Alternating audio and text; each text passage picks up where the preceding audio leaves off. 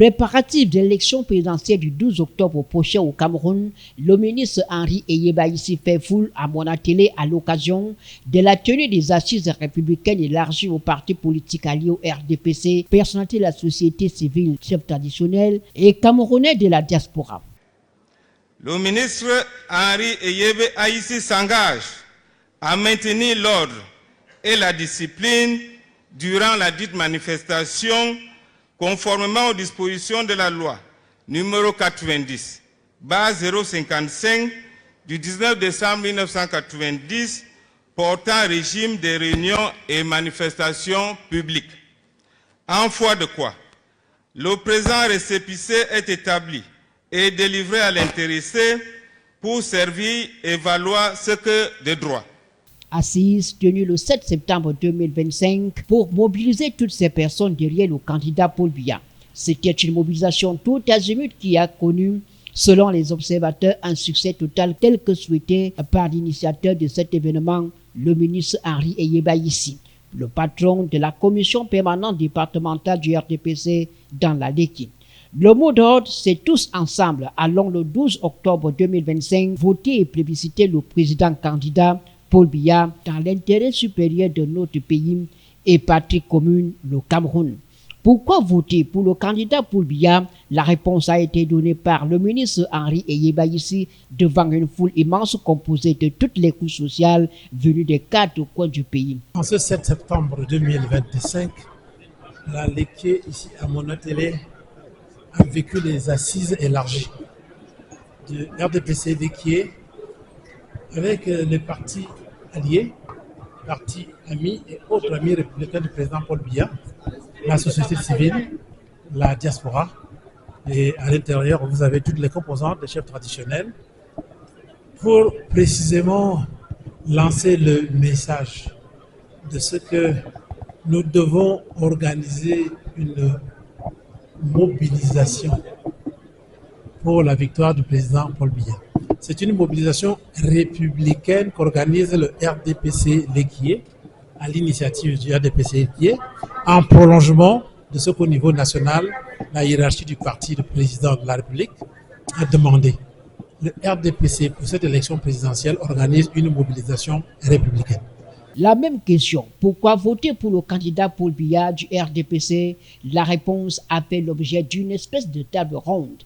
Chaque figure emblématique du parti apportant ses éléments de réponse. Benoît Donsoumet, Pierre Ismaël Bidoumpat et bien d'autres se sont livrés à cet exercice. Qui sont ceux qui s'interrogent et se posent des questions? La Haute-Sanaga et la Léki se compénètrent, se complètent, s'imbriquent au plan politique, au plan économique, au plan historique. Qui veut penser que nous ne sommes pas en communion permanente? C'est pour ça que je suis là. Le défi est de taille. Main dans la main, Haute-Sanaga et la Léké, pour que nous puissions assurer un taux exceptionnel à notre champion. Si, je l'ai dit, je voudrais simplement, à titre de rappel, évoquer le fait que la Haute-Sanaga, la Léké, et partant, les 8 départements, en réalité nos 10 départements de la région du centre, sommes réputés murailles imprenables du RDPC.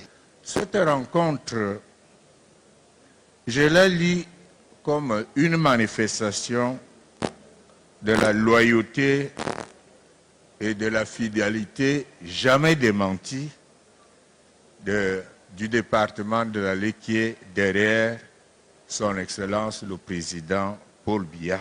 Il me reste à vous dire que le Président Biya, en vous appelant amis fidèles et loyaux, a voulu dire 2 petites choses: qu'il a pris conscience de notre fidélité et de notre loyauté à son égard. 2, qu'il attend encore beaucoup de nous. nous n'avons aucune raison d'hésiter ou de faiblir et nous poser des questions. Dans le cadre de ces causeries républicaines, une partie de l'opposition camerounaise alliée au Rassemblement démocratique du peuple camerounais, le RDPC, a jugé utile de répondre présent à l'appel du ministre Henri Eyebaïssi. Cette opposition dit ne pas participer à la course au fauteuil présidentiel parce que, soutient-elle, le candidat Paul Biya reste et demeure l'envoyé de Dieu pour conduire le Cameroun à bon port. C'est du moins ce qu'ont laissé entendre Jean de Dieu Momo du PADEC, Bapouli Porte de l'UPC, et bien d'autres figures des partis de l'opposition alliés au RDPC dans le cadre de cette élection présidentielle du 12 octobre prochain. Le G20 est constitué de 50 partis politiques d'opposition, même si nous avons gardé l'appellation G20.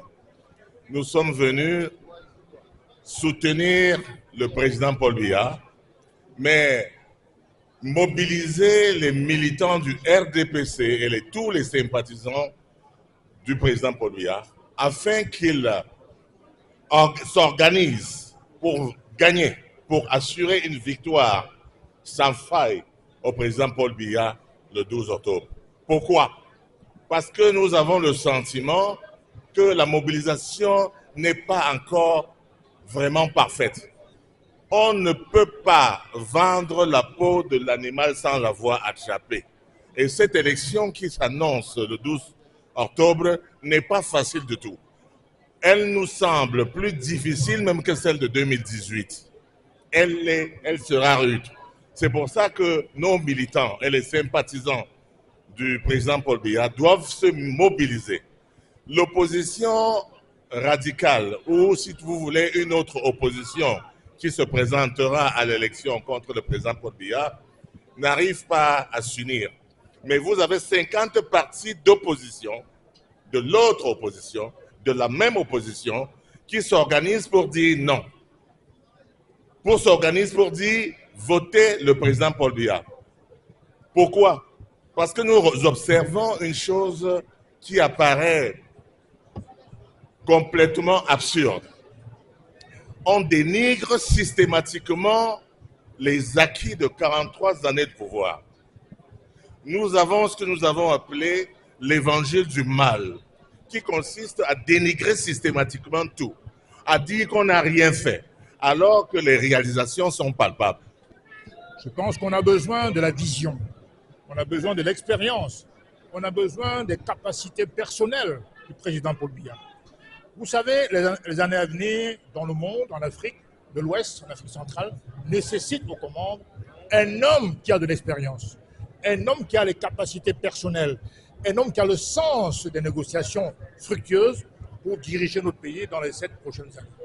Donc nous pensons que ce que le président Paul Biya a posé comme acte panafricain, je rappelle que le panafricanisme, ce n'est pas l'exubérance, ce n'est pas l'intempérance, ce n'est pas l'intolérance.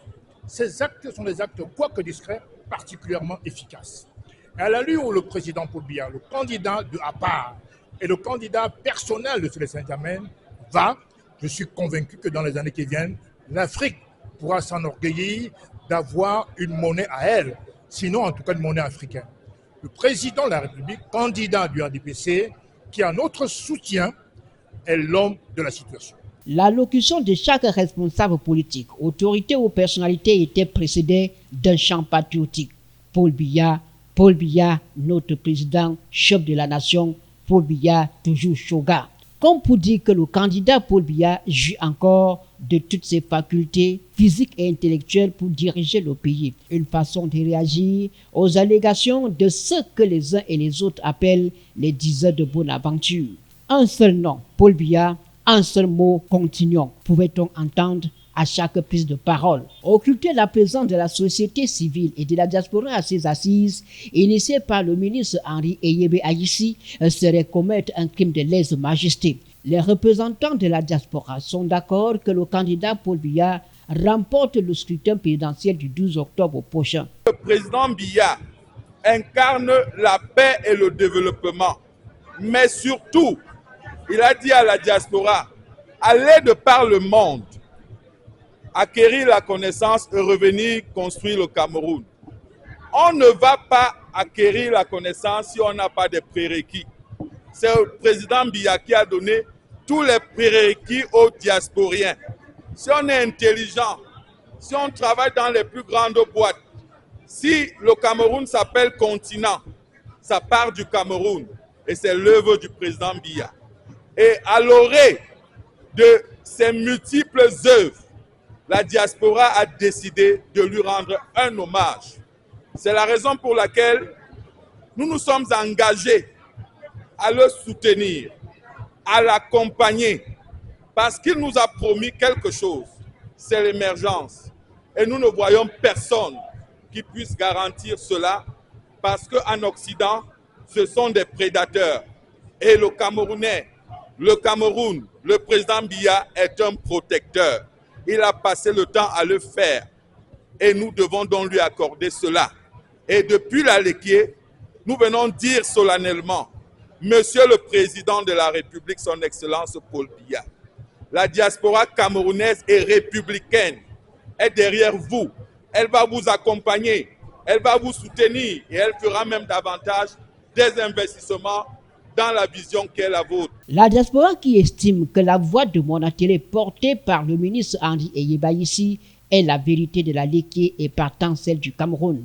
La parole de la Lekié est sacrée. C'est la raison pour laquelle le représentant de la diaspora en a profité pour inviter le candidat de la diaspora, Paul Biya, à tout mettre en œuvre pour l'adoption de la double nationalité. Les Camerounais vivant à l'extérieur n'aimeraient pas perdre leur identité, voire leurs origines.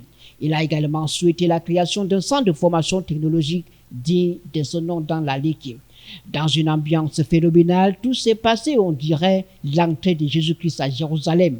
Au rythme de la guitare, de la fanfare, tam-tam et balafon, Henri Eyebayissi et ses pairs, les responsables de la société civile, les partis politiques alliés au RDPC, les chefs traditionnels, ont été unanimes. Aucune voix transparaître ou disparaître. Le candidat Paul Biya du RDPC bénéficiera d'un vote total et d'une victoire écrasante. Il s'agit pour eux de faire battre à plate couture les partis d'opposition en lice pour ce scrutin qui déterminera l'avenir du Cameroun.